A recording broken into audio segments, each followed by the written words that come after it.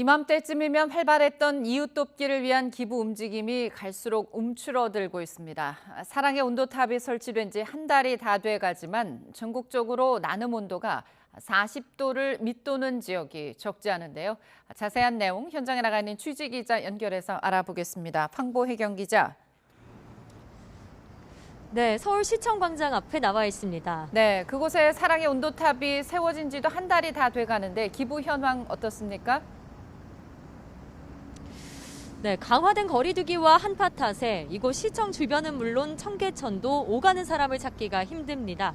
제가 나와 있는 이곳 사랑의 온도탑 앞에도 작은 모금함이 놓여 있긴 하지만 찾는 사람은 거의 찾아볼 수 없는데요. 이 사랑의 온도탑은 지난 1일부터 이곳 서울시청광장을 포함해 전국 17개 시도에 세워졌습니다. 지금까지 기부금 2,422억 원이 모이면서 전국의 나눔 온도는 65.5도를 가리키고 있습니다. 모금 목표액의 1%가 모일 때마다 1도씨씩 올라가는데 올해 목표액인 3,700억 원이 모이면 100도씨에 도달하게 됩니다. 올해는 삼성이 500억 원을 기부하는 등 대기업의 이른 기부로 전국 온도가 비교적 높은 편입니다.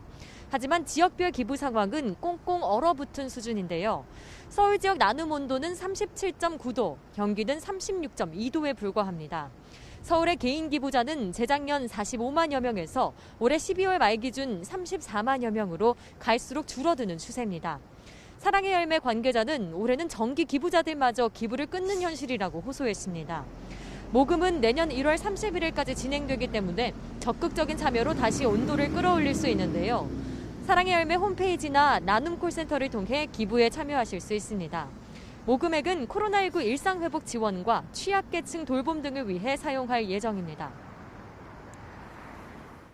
이 코로나19 상황이 심각한 것도 기부 문화에 영향을 좀 준 것으로 보이는데요. 수도권 코로나19 상황은 어떻습니까? 네, 수도권에선 직장이나 요양시설 등 여럿이 함께 생활하는 시설을 중심으로 감염이 확산하고 있습니다. 우선 인천 계양구에 있는 요양시설에선 지난 23일 처음 확진자가 나온 이후 어르신 24명이 집단으로 감염됐습니다. 서울 영등포구 직장에선 지난 17일 이후 직원 17명이 확진 판정을 받았습니다. 경기 파주시 반도체 제조업체에서도 집단 감염이 발생해 협력업체 직원들까지 모두 39명이 치료를 받고 있습니다. 이런 가운데 국내 오미크론 감염자 수는 계속 늘어 376명에 달합니다. 하루 사이 33명이 늘었는데 이 가운데 국내 감염자가 10명, 해외 유입이 23명입니다. 13개 시도에서 오미크론 확진자가 나오는 등 전국 대부분으로 확산한 상태입니다. 방역당국은 새로운 PCR 검사를 도입해 오미크론 변이 여부를 서너 시간 안에 진단하고 추가 확산을 막기 위해 3차 접종에 더욱 속도를 내겠다는 방침입니다. 지금까지 서울시청 광장에서 YTN 황보혜경입니다.